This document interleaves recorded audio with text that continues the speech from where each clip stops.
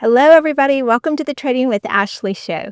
I've got a big surprise for those of you that were lucky enough to tune in to this right now. I want you to stop what you're doing, click the link below, and sign up for my free webinar. I am going to be teaching you the very basics of what you need to know if you're interested in running the wheel strategy in retirement.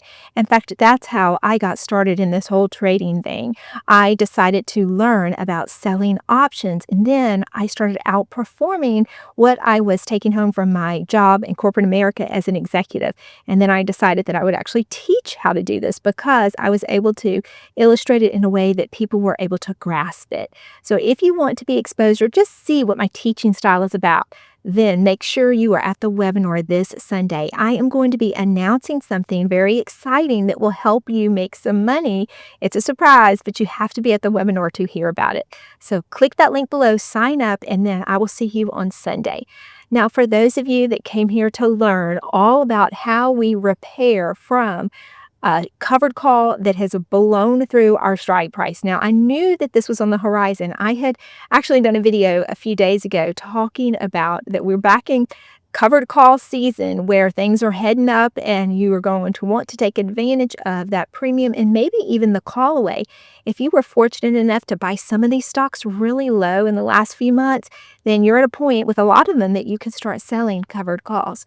But I always try to help my students with different conundrums that they find themselves in. And one of them is that some of their positions, they've blown through the covered call strike, and now they don't want to leave that money on the table. So there's a couple of different ways that you can approach this. So first, let me explain what a covered call is. If you're doing this the right way, what you basically do is you're either put the shares from selling a put or you just purchase a stock, 100 shares of it. Then you sell covered calls above your cost basis. It's really like swing trading, buying low and selling high, but there's this extra component to it that has to do with selling a contract. But the reason that extra component is great is you get paid to agree to give up your stock at a certain price. But even for those seasoned investors, it can be very difficult to let a position go when you see it going higher than the price that you agreed to sell it for. So, of course, in true Ashley fashion, I have a few trade hacks that may help you recover your stock if that's the case. So the first one I want to talk to you about is simply the delayed roll. So if you find yourself in this situation, and you're not wanting to let your stocks go. Maybe it's a tax dynamic. You don't want to be taxed on the gains, or maybe you're just really attached to the strike price that you got the stocks out really low, such as like Palantir. So if that's the case, then what I like to do in those situations, especially with a stock that has a lot of bullish momentum behind it, and if you take a stock like Palantir that they have a catalyst on the horizon with earnings that could potentially be really good, what I like to do if I find myself in that situation, I just bite the bullet and I buy back the covered call. I don't actually roll it in real time. I buy it back and I take the loss. But let's say that I took a $5 loss on buying it back. So that's a $500 hit. It cost me $500 to actually buy this call back so that my shares would be unencumbered. If that's the case, what I like to do is I actually just wait until Palantir goes up another $5 so that it compensates me for the loss that I took. At that point, I'm made whole. Then I revisit the whole dynamic about selling calls again. So that's one way to prevent yourself from taking a financial loss or having to roll out so far that you really can't do much with it because your money's held hostage. And if it keeps going up, you're just constantly chasing. So that's one way that you can look at this.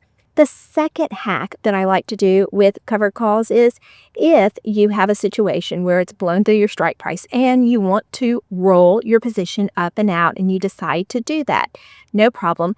Once you do that, you always choose a strike price that's higher than your current one. But ideally, you would choose a strike price that's well above the current price of the stock where it's trading at. Now, if you do that, you're going to have to go further out in time. So maybe you have to go to like June to get high enough to where there's a little bit of a gap from where the stock is trading now to where it would be called away. Well, if that's the case, then that's wonderful because that's going to give you some precious time for what I'm about to tell you. What I like to do in those situations is, let's take Palantir for example. Let's say that I had to push a call out to June and I went up to the $130 strike price. If that's the case, right now Palantir is trading at about the 112 mark. So that gives me a little wiggle room. I have all the way from 112 up to 130 to repurchase these shares that I know are going to be called away at the 130 mark. So let's talk about if that were to happen. You'd have to have the cash on the side or use some of your other positions that you may not have as much conviction in to build the cash up to repurchase your position. But the main goal here is you want to repurchase your position below the new price that you rolled out to for the call away. That way, if your shares are called away at that higher strike, well, that's okay because you have regained them lower than that strike and you're made whole in that situation. In fact, you're actually doing better because you reacquired those shares cheaper than the call away. What's the worst thing that can happen in this scenario? Well, let's say you do exactly as I shared and maybe you repurchased your shares at $115, knowing that the others will potentially be called away at 130. Well, what if then Palantir pulls back, maybe below 115? So now you're sitting at a loss, but you do have the covered call that now has gained in value. So in that situation, you will more than likely be able to exit the sold covered call because when you sell a call and the stock retreats, you get to keep that premium. So that would help insulate you a little. But at this point, you may find yourself with 200 shares of Palantir when you only intended to have 100 shares. Well, if that happens, then you can start to look at the blended cost average of your shares and reassess on the next move up to start selling calls again. So in that situation, more than likely the shares that were going to be called away at $130, those were probably acquired much lower. Now you have shares at 115. So you would average out the two and that would give you your new cost basis. Then you can start selling covered calls against your shares, now all 200 of them, and make even more premium. So there's so many little ways that you can wiggle yourself out of a situation, but the main thing that will help you in these situations is to stay calm. Look at the options available to you. Now, if you need specific help with those options, you may want to consider being a part of a community such as mine. I help people with this all day long. We come up with different ways for them to wiggle out of some uncomfortable situations so that they can maximize the amount of money that they're making.